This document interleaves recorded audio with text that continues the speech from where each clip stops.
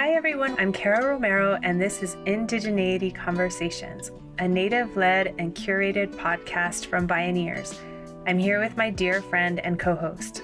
I'm Alexis Bunton, and we have an amazing episode today that we're really excited about. We're taking a look at an issue Native peoples have been working for decades to address through education, activism, and social justice campaigns. So you probably heard recently that the baseball team, the Cleveland Indians, finally changed their name to the Cleveland Guardians. This didn't just suddenly happen overnight, of course. It happened after a really long and difficult fight by many, many people and organizations that have been driving home the point that racist stereotypes of Native peoples are really harmful. And they have very real and negative effects on our communities. And the Cleveland Pro Sports team name is a really poignant example of many battles taking place across the U.S. to get rid of Native mascots in schools and sports. Many of these fights are covered by the media, but they usually aren't covered from the perspective of Native peoples. And mascots aren't the only issue Native people contend with. We face ongoing racism in schools and media. Misrepresentation, like stereotyping and negative perceptions about our lifestyles and our very existence. All of these misconceptions and hostile attitudes towards Native peoples lead to devastating impacts within our communities, like depression, anxiety, and youth suicide. They're all tied to these ideas of systemic racism towards Native peoples. I had a conversation about all of these issues with Crystal Echohawk, the president and CEO of IllumiNative. If you haven't heard of IllumiNative, you definitely need to check them out. They've been one of the key organizations working to create cross-cultural understanding of the importance of accurate and contemporary representation of Native peoples and how getting rid of racist stereotypes helps create positive change. Crystal is a citizen of the Pawnee Nation of Oklahoma, and she's just been such a mover and leader in our Native communities for at least 20 years. She's worked with the Native American Rights Fund, and she also founded and developed the Nota B'Gaye Foundation. In your conversation, Kara, you talked with Crystal about the work of IllumiNative, and especially about a national public polling project she designed and co-led. The report that came out of this project is called Reclaiming Native Truth. And as a professional researcher myself, I can definitely say that this report offers solid data showing how non-natives view us. But most importantly, it shows that when we have control over our own representations, that we can and do shift the dominant narrative.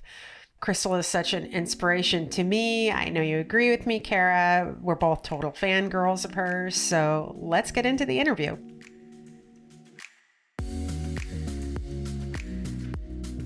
Crystal, thank you so much for being here. We're all fangirls, and we all just appreciate not only you and your presence, but everything that you've done for your community and the greater Indigenous community in North America. It's really just something to be so proud of. And please know that everybody notices all the work that you've done over the years very selflessly. Well, at first I want to say the fangirling is mutual. When I got the call, it was like, yes, sign me up. Again, just have so much admiration. We're all doing it. We're all working hard to do these things for our people. But the Reclaiming Native Truth Project was a project I founded and co-led back in 2016 to 2018. It was a 2-year, $3.3 million project. And it was the largest public opinion research project ever done about perceptions of Native peoples. And really what we did with a multifaceted research team was really unpack what are the dominant perceptions and narratives that Americans from across the country hold about us, including those in the highest kind of ranks of power. We interviewed federal judges and law clerks to members of Congress, people in media and philanthropy, and even our allies in social justice to really begin to unpack what do the American public think about us? Why do they think that about us? Where do these core stories and narratives emanate from? And most importantly, how do they affect our people? And so Reclaiming Native Truth mapped all of that and really was able to not only map what those perceptions are, the role of invisibility and toxic stereotypes in really advancing racism. But on the flip side, it actually showed us a pathway forward about how we really change the narrative or change the story in this country about Native people so that we can really change our future. I think that invisibility is really important to emphasize. I mean, I think that it goes back definitely to public education and all of these experiences that we have. They were still making drums out of oatmeal boxes and having all of the kids put on turkey feathers. And the way that a child internalizes, it's humiliating. And I love the work that IllumiNatives is doing to counter that narrative. I mean, it's work that so many of us are doing, but you guys are so front and center of countering those humiliating narratives that we've endured our entire lifetime. We've all carried these senses of duality. I think that we all walk with as Native peoples is that we feel very much unseen and unheard in society. We feel very invisible, but at the same time, if we are, then we're just these caricatures, right? We're the stereotypes, we're some other sort of representation that is not of our own making. I remember as a little girl, I would run home after school and turn on cartoons. And I'll never forget about this cartoon I saw. I think it was like Bugs Bunny and Elmer Fudd, the Wild West sort of episode. And all of a sudden, this very kind of stereotypical Indian man with a big red nose, kind of, lumbering across the screen, but he was wearing a banner that said Vanishing American. And he walked across the screen and he disappeared. He faded to black. And I just remember being like in third grade and just internalizing that and never forgot that feeling. And I think from that to really, I think what caused me to found Reclaiming Native Truth was just watching my daughter, like as a mother, watching my daughter be bullied because we had given her a traditional Dakota name, and watching her relentlessly being bullied that led to her almost taking her life and really having a lot of struggles. And I think it was like enough is enough. And it was understanding that so many of us as mothers and fathers and aunties, and we all feel this in our professional lives and our personal lives about the impacts of our lack of representation, our misrepresentation have on our people and our children. And that's really what was the catalyst to everything that I'm doing right now. I have just a similar way of stepping into the work, and probably a not uncommon story of being raised both on the reservation and in an urban setting.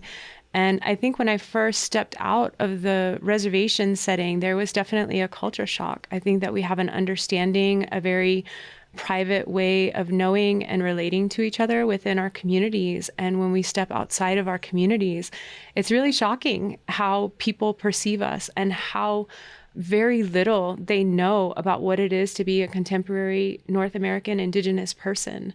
And I internalized so many of those things as well, Crystal. And I went through school often exhausted of trying to explain the truth about, where I'm from, which is a lesser known tribe in California, about how we all look different, about how all of our traditions are different. And it is, I think, first and foremost exhausting. And then I went on to university, where I was a liberal arts major in Houston and was studying anthropology and everything that I experienced up to that point. And then in the university setting was taught as bygone, that we were relics of the past. And I realized instantly that through photography and through media, I think specifically, even as a young woman, that a picture was worth 1,000 words. And that maybe, just maybe, I could use this to become a photo documentarian of modern Native peoples, to use this skill to really communicate to people all the intricacies of our cultures, of how alive and how beautiful we are. Crystal, I think the mascot issue really stands out for me as something that is changing in my lifetime. I have so much respect for everybody that's been fighting this issue for decades. For me, it was really stepping into tribal college at the Institute of American Indian Arts, where one of the other Native students was wearing an Atlanta Braves hat. And I remember it very clearly because Char Teeters called him out in class, and she was one of the early activists that was fighting for, change the name. It was a little bit of a scene, but she was explaining to him all the things that we were just talking about, how we've really internalized this oppression.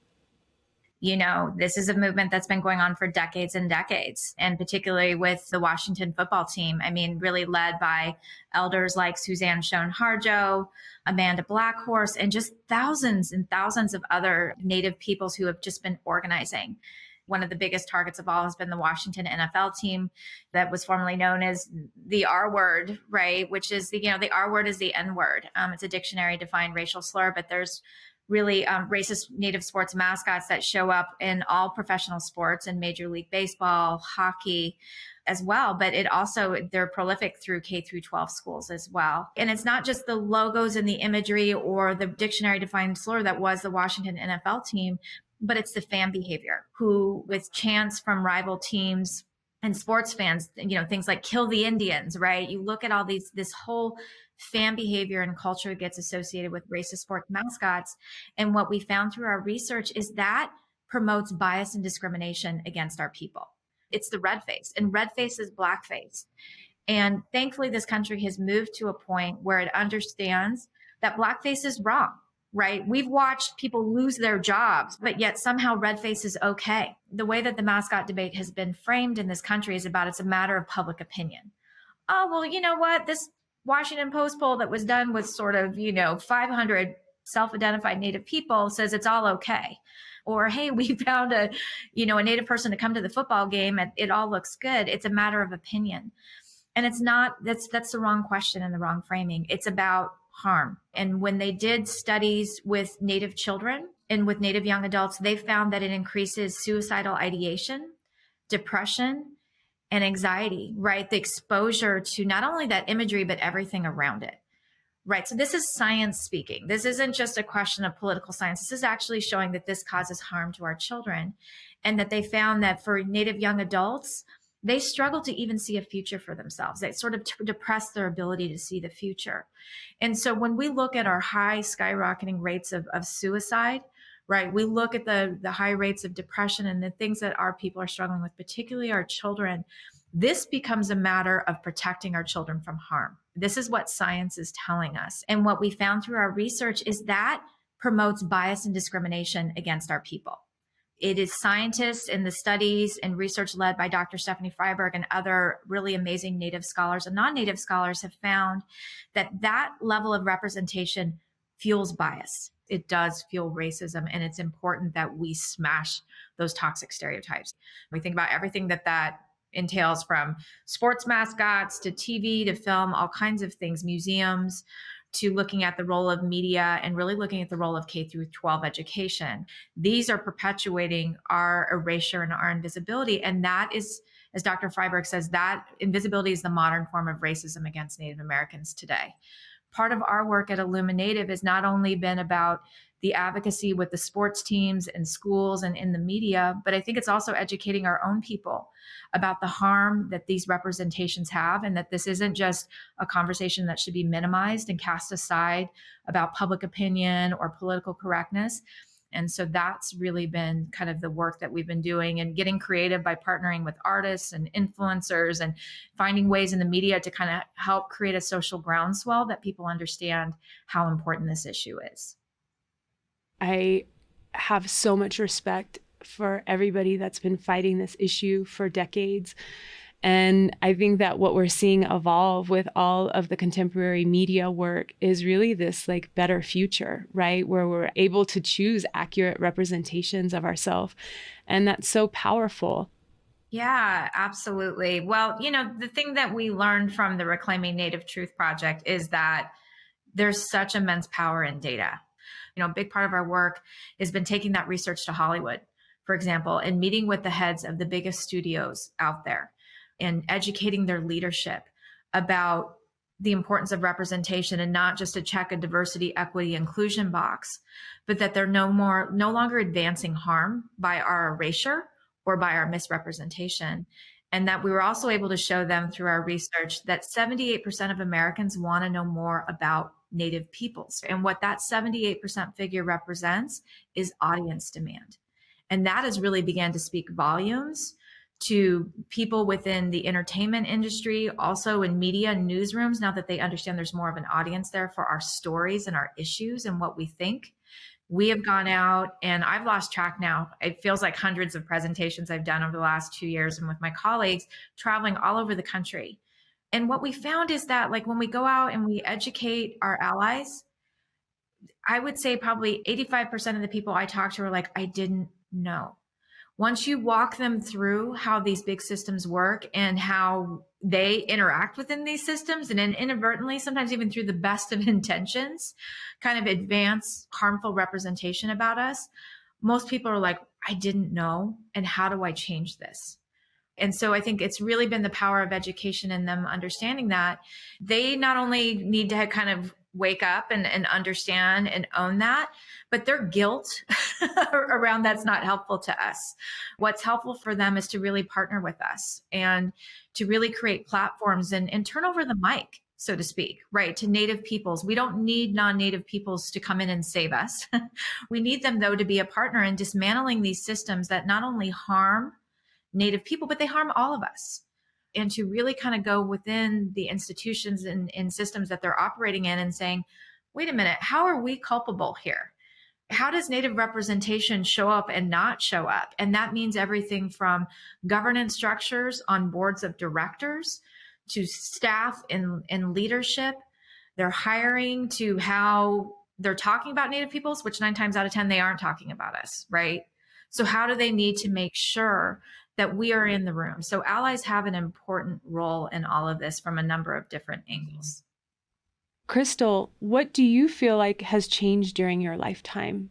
I think about these sort of high points from over the last couple of years of just having our first Native U.S. Poet Laureate with Joy Harjo being named, or with Wes Studi being the first Native American male actor to receive an Oscar, to, things like the McGirt decision, the Supreme Court ruling that affirmed the Muskogee Creek Nation's treaty rights and its reservation. And that's where I'm talking to you today, is sitting in the heart of the Muskogee Creek Nation, also known as downtown Tulsa, and seeing big court victories for No Dapple. I think looking at the exposure that was generated at the stand taken at Mount Rushmore, and the way the land back movement has really kind of emerged from that. So where, it was amazing if you were watching that weekend of 4th of July, it was like, if you were watching MSNBC, it was beautiful. There were nothing but a sea of Native faces speaking out on critical issues, from mascots to our treaty rights. It's been exciting to kind of see how much of that is changing. And one of the biggest things is that, in 2018, we elected the first 2 Native American women to Congress. It's really about how we are building power. And so our representation as contemporary Native peoples and the ways that it's showing up in all different facets is huge. And just with those 2 women being elected, it's really been transformative. And it really shows how important that aspect of our representation is as well. But it's fairly recent. We've been battling invisibility and misrepresentation pretty fiercely, and we still are. But to see the pace of change is really extraordinary.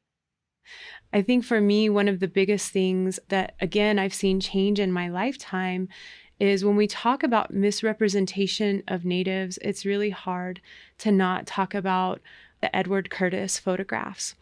And the Edward Curtis photographs are an incredible body of work that were produced around the turn of the century by a non-Native photographer that's aim was an ethnographic study to document the vanishing race.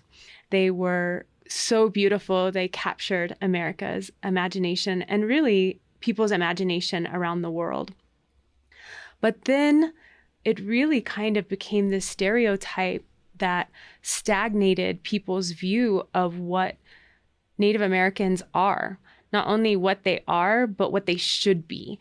And I just remember feeling a lot growing up that if you weren't that, then what are you? And I really hone in on this messaging in my own art because I feel like it's really dangerous to tell a young Native person that you're only good if you are the way that you were 100 years ago, right? When you completely gloss over, all of the assimilation, all of the residential boarding schools, all the things that have brought us to this place, including all the resilience of the things that have survived that have brought us to this place. I think everything that exists is really kind of against all odds. So we have this incredible thing to celebrate. But I think it's really important for everybody to take a look at what they think they know Native art is, or what they think Native Americans look like. Because again, those stories that artists and educators and activists are telling on their own are really the ones that people need to be looking at for representation.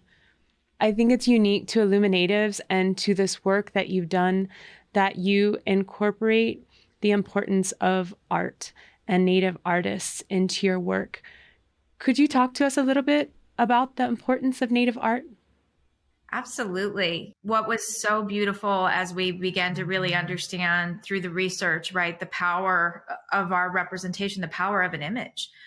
The majority of them haven't been authored by us, right, and don't reflect who we are today in the 21st century.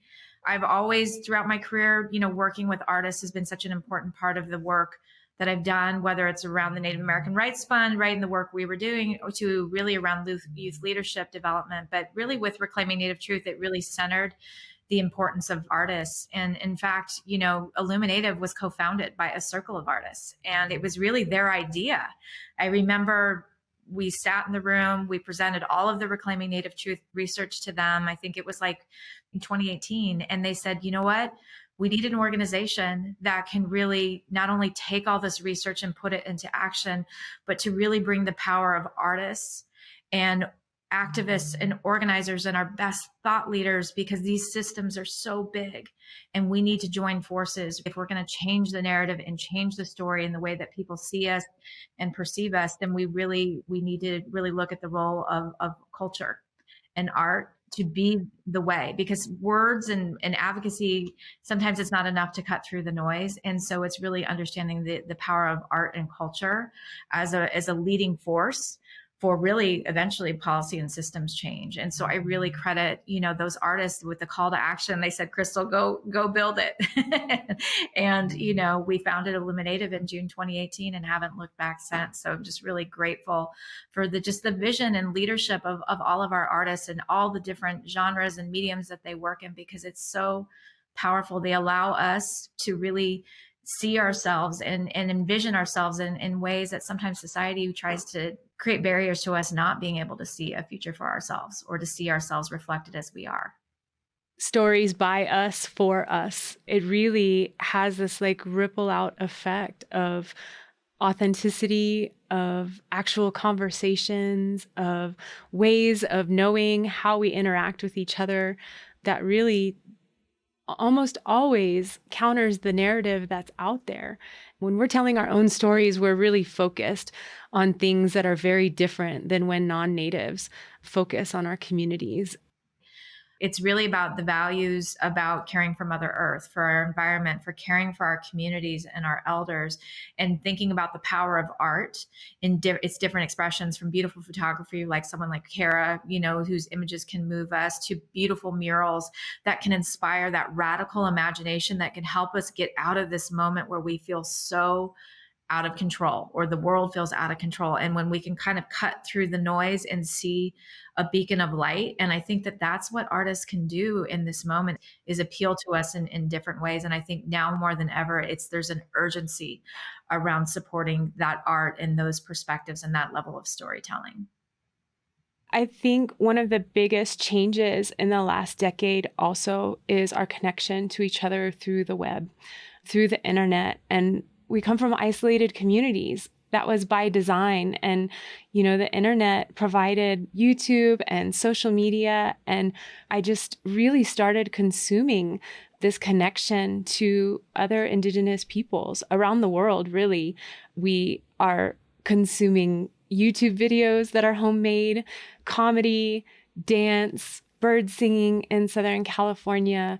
We're so connected on social media, on Instagram, artist to artist, native to native, culture bearers to culture bearers. So I think that us harnessing the power of social media is also something that IllumiNatives is focusing on, as well as so many artists in, continuing to connect to each other through the internet. That for me has been such a huge change in my lifetime for the positive. I love the power of art and seeing Native artists rise to tell our own stories. And it is happening in Hollywood. It's happening in 2D art. It's happening with graphic design. And you've really been at the forefront of that, Crystal, in making sure that you incorporate, some powerhouse artists in your messaging. And it really comes across where I think as a Native person, I can instantly look at IllumiNatives and know that that's a Native-led organization. And that's important. That's important when you're building trust in Indigenous communities, is that we know who we're speaking to. I always laugh. I go back and think about something that filmmaker Sterling Harjo once said. Because somebody asked him, like, what's the ideal representation like in a TV show? And he said, it's a Native man, like drinking a cup of coffee, wearing a pair of jeans. And it's like, and that's it. And it was like, it's funny, haha, but it's like just to be normalized, right? For us to show up and not as the magical, mystical Indian, or, we all know what it's like when a Native person shows up on something and we all like freak out. It's it's like seeing a unicorn, right? Or Sasquatch, right? Like when we see ourselves, we get so excited. Simultaneously, there's 2 Native TV shows, one by Sierra Nallas. She's a showrunner and created it with Mike Schur. It's called Rutherford Falls, and it's 50% of the writer's room in Native peoples. You have a Native woman as the co-star with Ed Helms. It's breaking all the record books on Native representation, to Sterling Harjo, who's teamed up with Taika Waititi to develop the show Reservation Dogs that's on FX. And again, I mean, these are really significant, but it's fairly recent. So I think the future is really about that our representation, we are everywhere. So I think it's about that political representation, that we really hit parity in every single state and city and nationally. I think it's about when we click on Netflix or whatever we like to watch, that there's ample choices around Native representation and stories that are authored by us.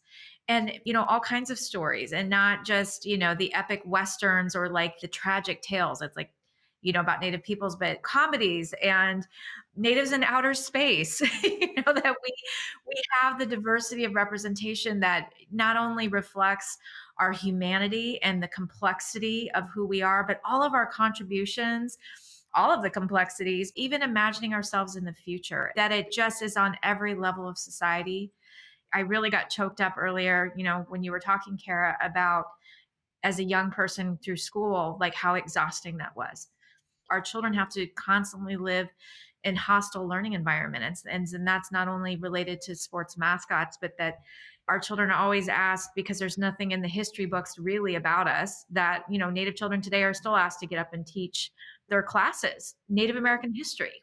My dream is that that no longer is the case, that our children can go to school and feel positive about that experience, and that our history and our contemporary contributions to this country are reflected, and that we're thriving. There's such a power to the power of our story and our stories, that it really has the ability to change the future. And I feel like in changing that representation, we start to see that these big systems are transformed, right? That we are really about building Native power. We are about advancing justice and equity for our people. And that is really my dream. And I really believe that it's something that we're going to achieve. Simultaneously, the dream is that all of those things are reversed, that we are creating and fostering future leaders, that we're fostering representation that's empowering and uplifting, and that we're able to reverse some of those negative correlations for ourselves and for future generations. That would be the dream.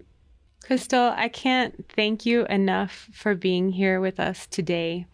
It's always an incredible honor to share space and time with you. And thank you for joining us. I just appreciate the work that you do so much. And please know that everybody sees you and your team over there at IllumiNative. Well, it takes a village. It's a big, beautiful team of all kinds of people. And I think this is also just an extraordinary time for Native women. And I just thank you both for the work that you do, and just for creating this space and inviting me into your circle and to connect with the amazing work that you do through Bioneers. So thank you.